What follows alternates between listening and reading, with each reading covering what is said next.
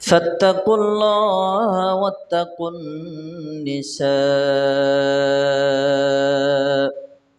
أو كما قال عليه الصلاة والسلام إن الله وملائكته يصلون على النبي يا أيها الذين آمنوا صلوا عليه وسلموا تسليما সকলেই জবান খুলে দরুদ ইব্রাহিম পড়ি اللهم صل على محمد وعلى آل محمد كما صليت على إبراهيم وعلى آل إبراهيم إنك حميد مجيد اللهم بارك على محمد وعلى آل محمد كما باركت على إبراهيم وعلى آل إبراهيم إنك حميد مجيد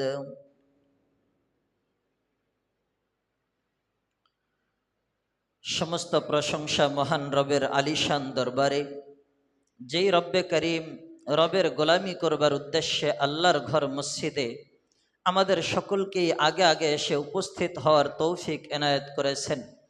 ওই মহান রবের আলিশান দরবারে জবান খুলে একবার কালিমাতুশ শুকুর আদায় করি, বলি আলহামদুলিল্লাহ। একটু জিকির করে নেই, বলি লা ইলাহা ইল্লাল্লাহ, লা ইলাহা ইল্লাল্লাহ, লা ইলাহা ইল্লাল্লাহ, লা ইলাহা ইল্লাল্লাহ মুহাম্মাদুর রাসূলুল্লাহ সাল্লাল্লাহু আলাইহি ওয়াসাল্লাম।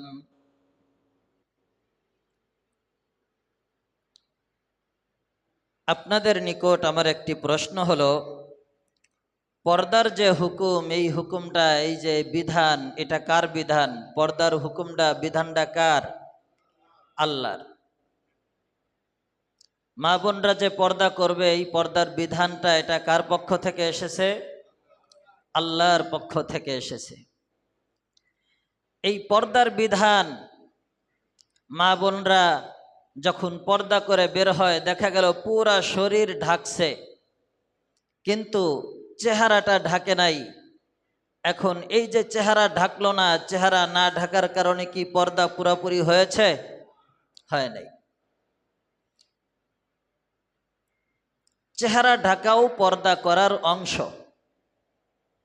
চেহারা না ঢাকলে পর্দা পুরাপুরি হবে না। এই ব্যাপারে আল্লাহর রাসূলের একটা হাদিস শুনি। আম্মা জান আয়েশা সিদ্দিকা রাদিয়াল্লাহু তাআলা আনহা, নবী করিম সাল্লাল্লাহু আলাইহি ওয়াসাল্লামের স্ত্রী, উম্মাহাতুল মুমিনিনদের মধ্যে একজন।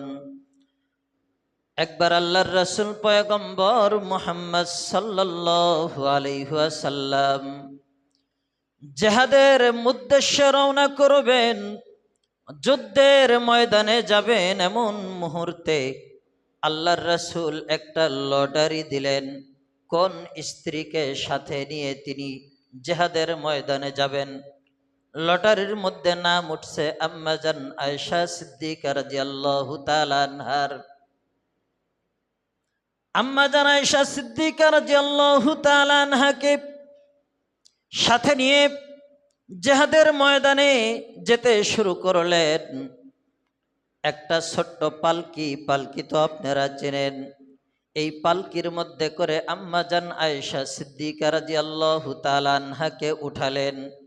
উঠানোর পর সাহাবীরা উটের উপরে এই আম্মা জান আয়েশা সিদ্দিকার পালকিটা উটের উপরে বসায় দিলেন।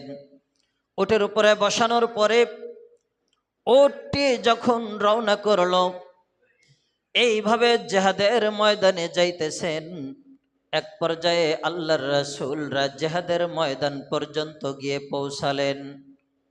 যুদ্ধ যখন করতে করতে এক পর্যায়ে যুদ্ধ শেষ হয়ে গেছে, এবার জিহাদের ময়দান থেকে ফিরে আসার সময় হয়ে গেছে।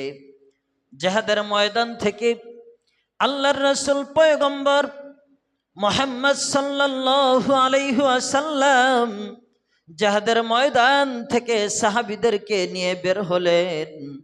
আম্মা জান আয়েশা সিদ্দিকা রাদিয়াল্লাহু তাআলা আনহার পালকিটা একটা উটের উপরে বসানো ছিল। এক জায়গায় আয়েশা সফর বিরতি দিলেন। জিহাদের ময়দান থেকে আসার সময়, জিহাদের ময়দান থেকে ফিরে আসার পথে এক জায়গায় যাত্রা বিরতি দিলেন। যেই জায়গায় যাত্রা বিরতি দিলেন, ওই জায়গায় আম্মা জান আয়েশা সিদ্দিকা রাদিয়াল্লাহু তাআলা আনহার পালকিটা উটের উপর থেকে নিচে নামাইলেন। নিচে নামায়া একটু বিরতি দিলেন। এখানে তারা বিরতি দিলেন যে এখান থেকে আর সামনে এখনই যাবে না, একটু দেরিতে রওনা করবে। এমন মুহূর্তে আম্মা জান আয়েশা সিদ্দিকা রাদিয়াল্লাহু তাআলা আনহার ইস্তেনজার হাজত হইছে, পেশাব করতে হবে। এই মুহূর্তে সাহাবীরা এক একজন এক এক জায়গায় যার যার কাজে ব্যস্ত। আম্মা জান আয়েশা সিদ্দিকা রাদিয়াল্লাহু তাআলা আনহা কাউকে না বলেই ইস্তেনজার জন্য, পেশাব করার জন্য বের হয়ে গেলেন। পেশাব করলেন। যেই জায়গায় ইস্তেনজা করা আসলেন, ওখানে ইস্তেনজা সেরে আবার যখন পালকিতে রিটার্ন আসলেন, পালকিতে এসে বসলেন। বসার পরে আম্মা জান আয়েশা সিদ্দিকা রাদিয়াল্লাহু তাআলা আনহা গলার মধ্যে হাত দিলেন। হাত দেওয়ার পরে দেখেন যে গলার হারটা তার কাছে নাই, গলার হারটা তার কাছে নাই। আম্মা জান চিন্তা করলেন, ই কদুনলি, গলার হারটা আমি হারাইলাম কোথায়। তিনি একটু টেনশন করতেছেন, চিন্তা করতেছেন। কিছুক্ষণ চিন্তা করার পর তিনি ভাবলেন যে আমার হারটা সম্ভবত আমি যেই জায়গায় মল ত্যাগ করেছি, ইস্তেনজা সেরেছি, ওই জায়গায় সম্ভবত আমার হারটা রয়ে গেছে।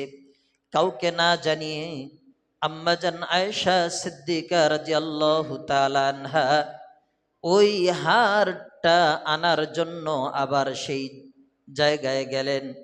গিয়ে দেখলেন হারটা ওইখানেই রয়ে গেছে। তিনি হারটা ওখান থেকে নিয়ে আবার যখন ফেরত আসলেন, ফেরত আসার পর দেখলেন সাহাবীরা কেউ এখানে নাই। তার মানে সবাই চলে গেছে,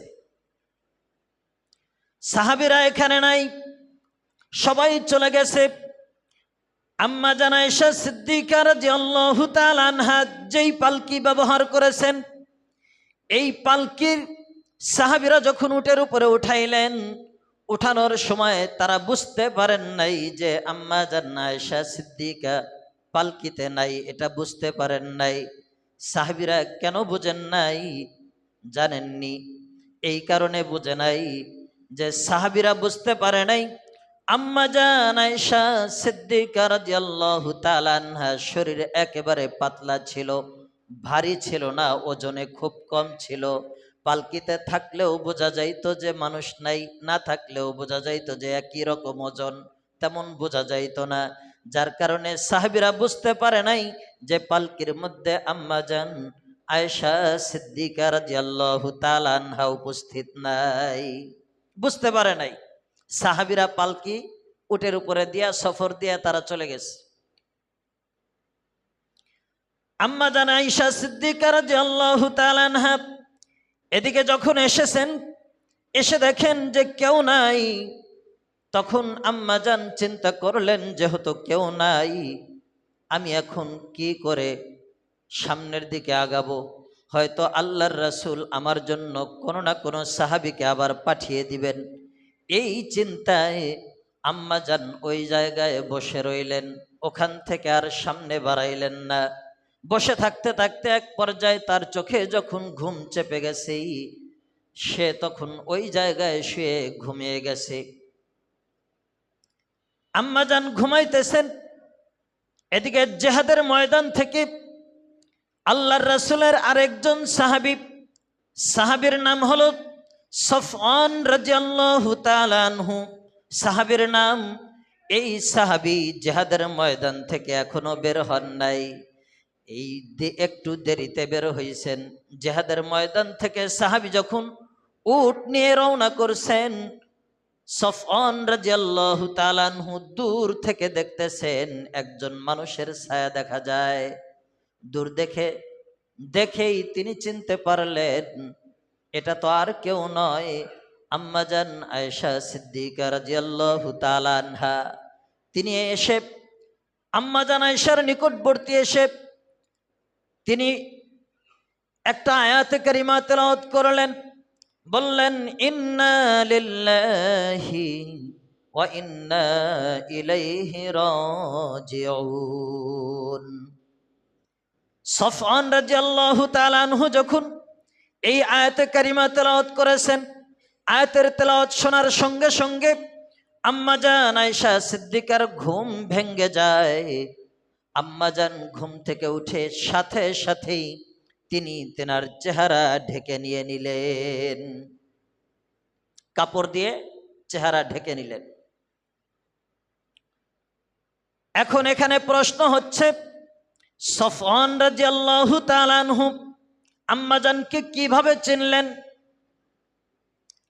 আম্মাজান আয়েশা সিদ্দিকা রাদিয়াল্লাহু তাআলা আনহা বলেন, ও দুনিয়ার উম্মতেরা, তোমরা সফওয়ানকে ভুল বুঝবে না। সে যে আমাকে চিনতে পারছে তোমরা কেউ ভুল বুঝে নিও না। তার চেনার কারণ হচ্ছে পর্দার আয়াতে কারিমা নাজিল হওয়ার আগেই সফওয়ান রাদিয়াল্লাহু তাআলা আনহু আমাকে বহুবার তিনি দেখছেন, যার কারণে সফওয়ান আমাকে চিনতে পারছেন। তাহলে পর্দার আয়াত নাজিল হওয়ার আগে সফওয়ান রাদিয়াল্লাহু তাআলা আনহু আম্মাজান আয়েশা সিদ্দিকাকে দেখছেন। আম্মাজান আয়েশা সিদ্দিকা রাদিয়াল্লাহু তাআলা আনহাকে দেখছেন পর্দার আয়াত নাজিল হওয়ার আগে। যখন পর্দার আয়াত নাজিল হয়েছে, তারপরে আম্মাজান আয়েশা সিদ্দিকা রাদিয়াল্লাহু তাআলা আনহা বললেন, এখন যখন পর্দার হুকুম এসে পড়েছে, এ কারণে সাহাবীর তেলাওয়াত শোনার পর আমার ঘুম ভাঙ্গার সাথে সাথে আমি সফওয়ানকে দেখার সঙ্গে সঙ্গে আমি আমার চেহারাটাকে কাপড় দিয়ে ঢেকে নিলাম। আমাকে দেখার পরে সফওয়ান শুধু ইন্না লিল্লাহি ওয়া ইন্না ইলাইহি রাজিউন এই আয়াতটাই তেলাওয়াত করছেন, সাহাবী আর কিছু পড়েন নাই বা আর কিছু বলেনও না। এদিকে মদিনায় কিছু মুনাফিক মানুষ আম্মাজান আয়েশা সিদ্দিকা রাদিয়াল্লাহু তাআলা আনহার নামে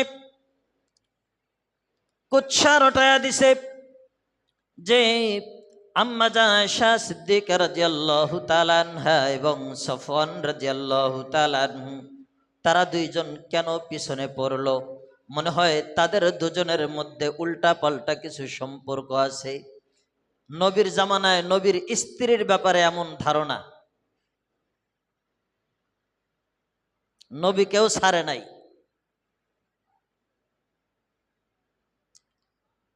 এক পর্যায়ে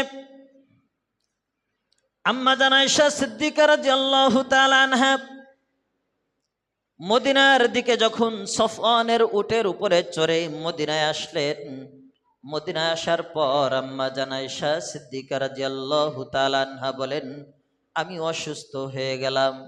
সুস্থ নাই, দীর্ঘ ক্লান্তি, সফরের পথে দীর্ঘ ক্লান্তির কারণে অসুস্থ হয়ে গেছি। 1 মাস পর্যন্ত আম্মাজান আয়েশা সিদ্দিকা রাদিয়াল্লাহু তাআলা আনহা অসুস্থ। ঘরের মধ্যে আগে নবী করিম সাল্লাল্লাহু আলাইহি ওয়াসাল্লাম যখন আম্মাজানের ঘরে প্রবেশ করতেন, আম্মাজান অসুস্থ থাকলে অনেক আদর যত্ন করতেন, সুন্দরভাবে আচরণ করতেন, ভালো ভালো কথাবার্তা বলতেন আম্মাজানের সঙ্গে।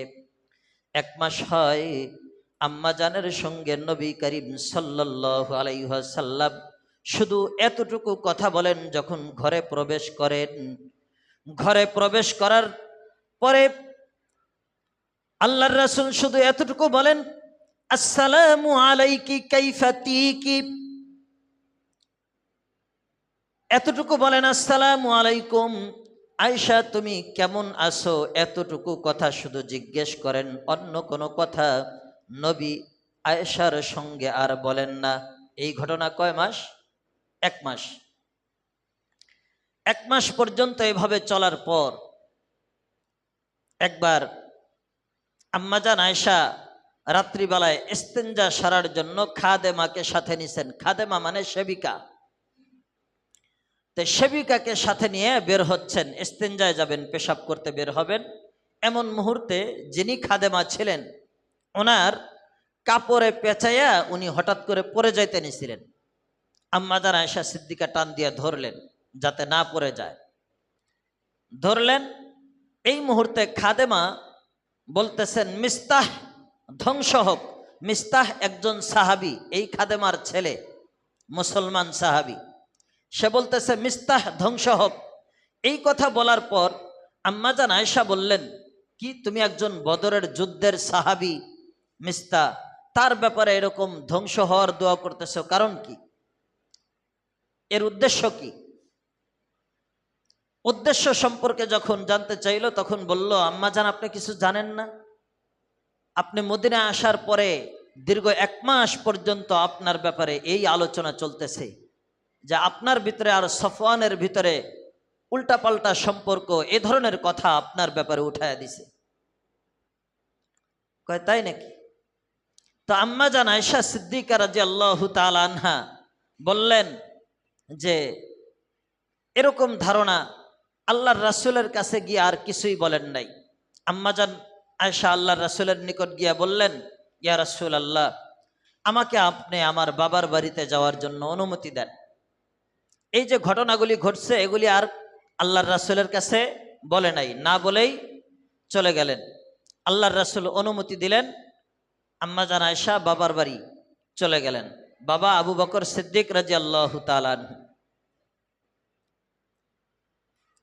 আম্মাজান আয়েশা বাবার বাড়িতে গিয়ে মাকে জিজ্ঞেস করলেন, বাবা কোরআনে কারীমের তেলাওয়াত করতেছেন আর মা ঘরের কাজ করতেছেন। মাকে জিজ্ঞেস করলেন, মা আমার ব্যাপারে এ ধরনের কুৎসা রটনা রটাইছে, এই ব্যাপারে আপনার অভিমত কি, আপনার কি ধারণা?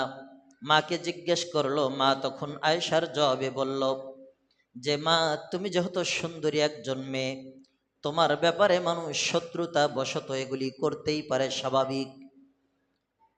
এরপরে আম্মাজান আয়েশা তার পিতা আবু বকর সিদ্দিক রাদিয়াল্লাহু তাআলা আনহুকে বললেন, আব্বাজান আপনি কি বলেন এই ব্যাপারে? আবু বকর সিদ্দিক রাদিয়াল্লাহু তাআলা আনহু বললেন, আম্মা তুমি ঘরে যাও, ঘরে গিয়ে ধৈর্য ধারণ করো, এ ব্যাপারে আমরা কিছুই বলতে পারবো না, তুমি ঘরে যাও, ধৈর্য ধারণ করতে থাকো। আম্মাজান বলেন, আমি ঘরের মধ্যে প্রবেশ করলাম। প্রবেশ করার পর লাগাতার 2 দিন পর্যন্ত আমি খানা পানি কিছুই খাই নাই, একমাত্র নামাজ পড়েছি আর আল্লাহর কাছে শুধু কাঁদছি। 2 দিন পর্যন্ত আমি খানা পানি খাই নাই, 2 দিন শুধু আমি কান্নাকাটি করলাম।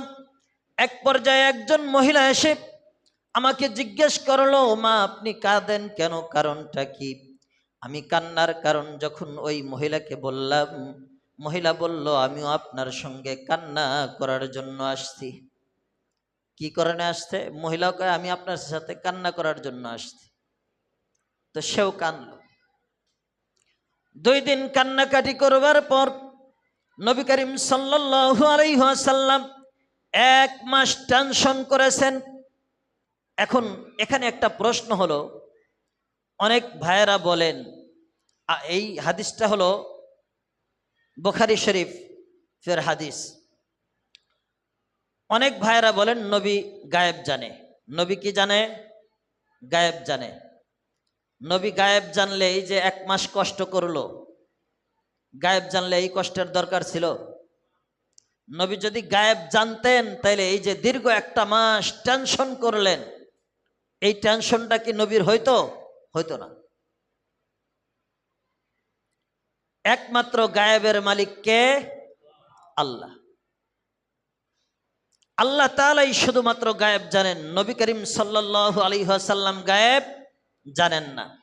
যদি জানতেন, বুখারী শরীফের হাদিস, তাহলে আল্লাহর রাসূল এই 1 মাস কষ্ট করার কোনো প্রয়োজন ছিল না। এবার নবী করিম সাল্লাল্লাহু আলাইহি ওয়াসাল্লাম সাহাবীদেরকে ডাক দিয়ে জিজ্ঞেস করলেন, তোমরা কি বলো আয়েশার ব্যাপারে? অনেক সাহাবীরা বললেন, ইয়া রাসূলুল্লাহ, আয়েশা দিয়ে কি হবে? আয়েশার চেয়ে তো আপনি ভালো ভালো আরো স্ত্রী পাবেন, সমস্যা কোথায়? অনেকে এই ধরনের মতামত দিছে আল্লাহর রাসূলকে সাহাবীদের মধ্যে থেকে। এরপরে আয়েশার যে খাদেমা ছিল, খাদেমার কাছে জিজ্ঞেস করলেন, খাদেমা, আয়েশার ব্যাপারে তোমার ধারণা কি? কয়, হুজুর, আয়েশা, আম্মাজান আয়েশা সিদ্দিকা রাদিয়াল্লাহু তাআলা আনহা খুবই সহজ সরল একজন মেয়ে।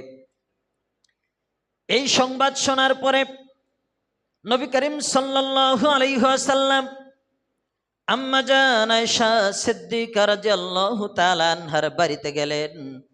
বাড়িতে গিয়ে আম্মাজান আয়েশাকে জিজ্ঞেস করলেন, আম্মাজান আয়েশাকে জিজ্ঞেস করলেন, আয়েশা, তোমার সাথে আমার কিছু কথা বলার ছিল। যদি তুমি কোন রকম পাপাচারে লিপ্ত হয়ে থাকো তাহলে স্বীকারোক্তি দিতে পারো, আল্লাহর কাছে তওবা করো, আল্লাহ তোমাকে ক্ষমা করে দিবেন। আর যদি না করে থাকো তাও সেটা তুমি বলো, আল্লাহ তোমাকে পূত পবিত্র করবেন।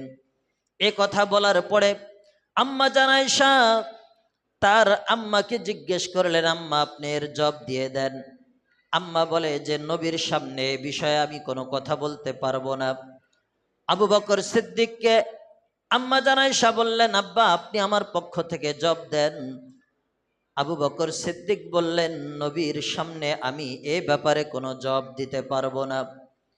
এই কথাগুলি বলার কারণে নবী করিম সাল্লাল্লাহু আলাইহি ওয়াসাল্লামকে আম্মাজান আয়েশা বললেন, তাহলে আপনারা কেউ জবাব দিবেন না, আমারই যেহেতু জবাব দেওয়া লাগবে। এবার আম্মাজান আয়েশা নবীকে লক্ষ্য করলে বললেন, ইয়া হাবিব, আপনি শোনেন, আমি যদি এই মুহূর্তে আপনার কাছে বলি যে আমি গুনাহটি করেছি, কিন্তু আমার আল্লাহ জানে আমি এই গুনাহ করি নাই, আমি যদি বলি গুনাহ করেছি, তাহলে আপনারা সকলেই বিশ্বাস করবেন যে গুনাহটা করে নিয়েছে, কিন্তু আল্লাহ জানে আমি গুনাহটি করি নাই। আর যদি আমি আপনাদের সামনে স্বীকারোক্তি দেই যে আমি গুনাহটি করেছি, তাহলেও আপনারা সকলেই বিশ্বাস করে নেবেন যে গুনাহটি করেছি। আর যদি স্বীকারোক্তি না দেই যে আমি গুনাহ করি নাই, তাহলে আপনারা আমাকে সন্দেহ পোষণ করবেন, গুনাহ করার পরেও মনে হয় সে অস্বীকার করেছে। অতএব এই ব্যাপারে ফাসবরুন জামিল, ধৈর্য ধরা ছাড়া আমার আর বিপরীত কোনো রাস্তা নাই। আমি আল্লাহর কাছে ধৈর্য ধারণ করি, আপনি চলে যান, আমি ধৈর্য ধরতে থাকি। আমার আল্লাহ যখন ফয়সালা দিবেন তখন আমি আপনার বাড়িতে যাব, এর আগে যাব না। আল্লাহর ফয়সালার অপেক্ষায় আম্মাজান আয়েশা সিদ্দিকা রাদিয়াল্লাহু তাআলা আনহা আবার গৃহে প্রবেশ করে কান্না শুরু করে দিলেন। আল্লাহর রাসূল ঘর থেকে বের হয়ে যখন দরজা পর্যন্ত গেলেন, এর মধ্যেই আল্লাহ তাআলা আম্মাজান আয়েশা সিদ্দিকা রাদিয়াল্লাহু তাআলা আনহার ব্যাপারে কোরআনে কারিমের পবিত্রতা ঘোষণা করে 10টি আয়াতে কারিমা নাজিল করেছেন। এই যে ঘটনাটা বললাম, এখান থেকে কি শিক্ষণীয় বিষয়টা? এখান থেকে শিক্ষণীয় বিষয়টা হচ্ছে, মা বোনরা যারা পর্দা করেন বা বুরকা পরিধান করেন, আম্মাজান আয়েশা সিদ্দিকা রাদিয়াল্লাহু তাআলা আনহা তিনি সফওয়ান রাদিয়াল্লাহু তাআলা আনহুকে দেখার সঙ্গে সঙ্গে চেহারা ডাকলেন। যদি পর্দার আয়াত নাজিল হওয়ার পরে চেহারা ঢাকার প্রয়োজনই না হইতো, তাইলে আম্মাজান আয়েশা সিদ্দিকা রাদিয়াল্লাহু তাআলা আনহা চেহারা ডাকতেন? তাহলে এর দ্বারা বোঝা যায় যে চেহারা পর্দার একটা অংশ চেহারা ঢাকতে হবে। পর্দার একটা অংশ কি করতে হবে? চেহারা ঢাকতে হবে। পর্দা যদি না করেন ক্ষতি কি? ফাত্তাকুল্লাহা আহাব্বুন নিসা।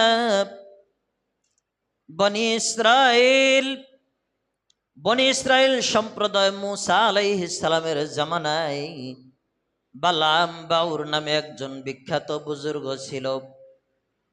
এই বুজুর্গ আল্লাহর কাছে যা দোয়া করতেন সঙ্গে সঙ্গে আল্লাহ রাব্বুল আলামিন কবুল করে নিতেন। বালাম বাউর এক পর্যায়ে এমন আল্লাহওয়ালা ছিলেন, যা কিছু আল্লাহর কাছে চাইতেন আল্লাহ সঙ্গে সঙ্গে তা কবুল করতেন। নারীর কারণে ওই সময় বালাম বাউরের বহুত বড় ক্ষতি হয়ে যায়। আম্মা জান আয়েশা সিদ্দিকা রাদিয়াল্লাহু তাআলা আনহার ঘটনার পরে নবী করিম সাল্লাল্লাহু আলাইহি ওয়াসাল্লাম এই বনি ইসরাইলের ঘটনাটা উল্লেখ করেছেন। উল্লেখ করে বুঝাইতে চান যে বালাম বাউর এক পর্যায়ে তার গোত্রের লোকেরা তাকে সুপারিশ করতে লাগলো মুসা আলাইহিস সালামের নামে যেন একটু বদদুয়া করে বালাম বাউর।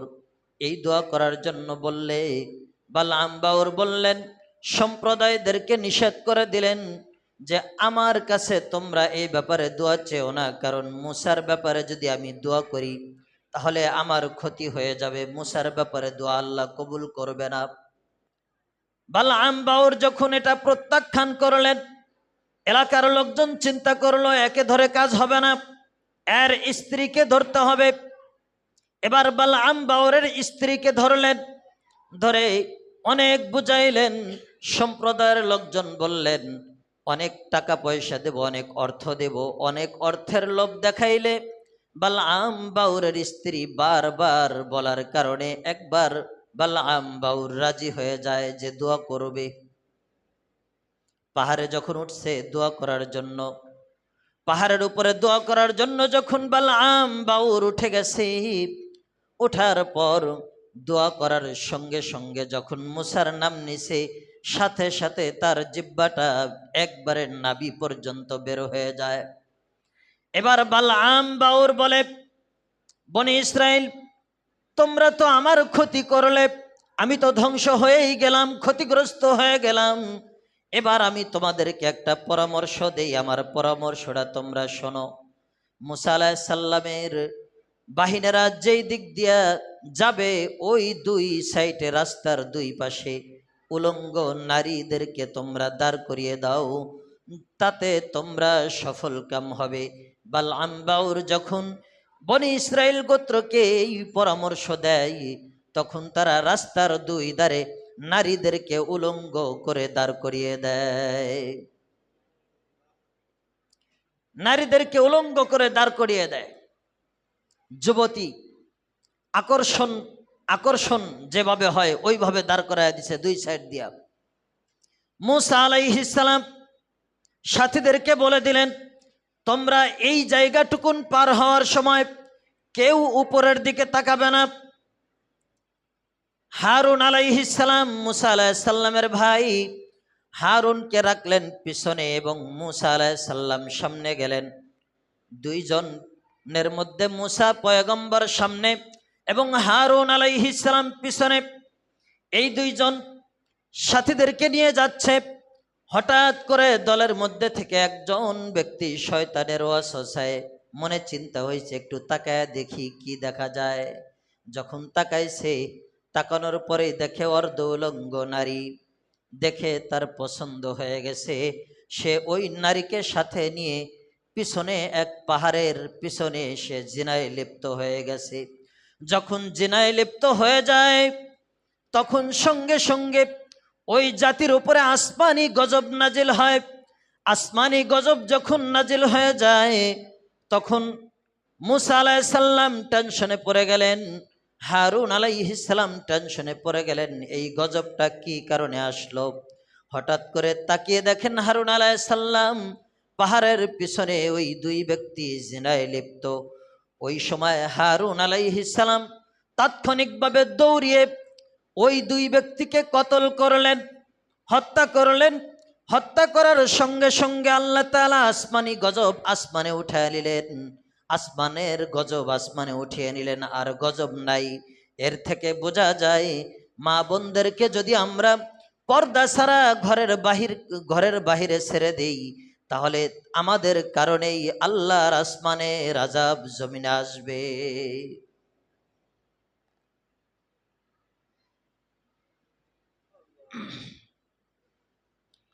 এজন্য নামাজ, এই পর্দা খুব কঠিন। চোখের মাধ্যমে পর্দার গুনাহ হয়। যে কোনো আপনি একটা ভালো বস্তুর দিকে তাকাইলেন, ভালো লাগা শুরু হলো। এই চোখ দিয়ে দেখার পরে আপনার ভালো মন্দ আপনার মস্তিষ্কে কাজ করে, দিলের মধ্যে কাজ করে। আপনি ভালো কোনো বস্তুর দিকে আকৃষ্ট হয়ে গেছেন, তো এটার কথা আপনি জল্পনা কল্পনা করতে করতে করতে করতে এক পর্যায়ে আপনার দিলে এটা এমনভাবে বসে যায় যে এটাই আপনার প্রয়োজন। আপনি এটাকেই সফলতার কাঠি মনে করে বসে আছেন, অথচ এটা অকল্যাণ। এজন্য সাবধান, চোখের হেফাজত করা। মান তাকাররাবা ইলাইয়া, হাদিসে কুদসির মধ্যে আল্লাহর রাসূল বলেন, মান তাকাররাবা ইলাইয়া মা তাকাররাবা ইলাইয়া আবদি বিশাইইন, মান তাকাররাবা ইলাইয়া। সহিহ হাদিসের মধ্যে আল্লাহর রাসূল বলেন, আল্লাহ তাআলা এই হাদিসে ইরশাদ করেন, মান তাকাররাবা ইলাইয়া, বান্দা যদি আল্লাহর নিকটবর্তী হতে চায়, বান্দা যদি আল্লাহর কাছাকাছি হতে চায়, পেয়ারা বান্দা হতে চায়, আল্লাহর কাছাকাছি যদি বান্দা হতে চায়, আল্লাহ বলেন, মা তাকাররাবা ইলাইয়া বিআবদি শাইআন ইল্লাল্লাহ। ফরজ যত বিধান আছে, ফরজ বিধানগুলি পালন করার মাধ্যমে আল্লাহর নিকটবর্তী হতে পারবে আল্লাহর বান্দা।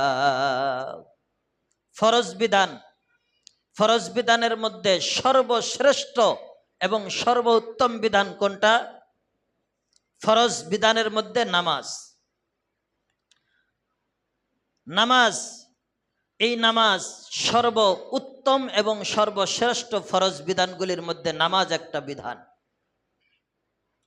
তো এই বিধানগুলি মানার মাধ্যমে আল্লাহর নৈকট্য অর্জন করা যায়, আল্লাহর কাছাকাছি হওয়া যায়। এক পর্যায়ে যখন বান্দা নেক আমল করার পাশাপাশি, ফরজের পাশাপাশি যখন বিন্নাওয়াফিল, যখন বান্দা নফল আমলগুলি বেশি বেশি করতে থাকে, তো নফল আমল বেশি করার মাধ্যমে এক পর্যায়ে আল্লাহ তাআলার এমন নৈকট্য লাভ হয়, আল্লাহ বলেন ওই বান্দাকে এক পর্যায়ে আমি আল্লাহ নিজে ভালোবাসতে শুরু করে দিই। আল্লাহ যখন বান্দাকে ভালোবাসতে শুরু করে দেয়, হাদিসের মধ্যে বলেন, আল্লাহ যখন বান্দাকে ভালোবাসা আরম্ভ করে দেয়, আল্লাহ রব্বুল আলামিন আসমানে জিবরাইল আলাইহিস সালামকে বলে দেয়, বটতলা অমুক এলাকার অমুক গ্রামের অমুক ছেলেকে আমি ভালোবাসি। আল্লাহ ফেরেশতার জিবরাইলের কাছে ঘোষণা করে দেয় যে আমি অমুক বান্দা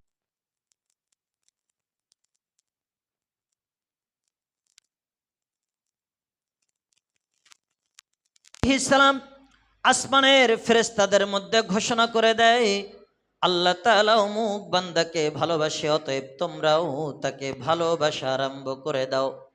আল্লাহ তাআলার রাসূল বলেন যে ওই বান্দাটিকে আসমানের লক্ষ লক্ষ ফেরেশতাগুলি ওই বান্দাকে আল্লাহ তাআলার পক্ষ থেকে ভালোবাসা শুরু করে দেয়। আল্লাহ পাক, সময় শেষ, আল্লাহ পাক আমাদের সকলকেই পর্দার হুকুম মানার এবং যত হুকুম মানব, আল্লাহর বিধান যত মানব, সব বিধানগুলি আল্লাহকে খুশি করবার উদ্দেশ্যে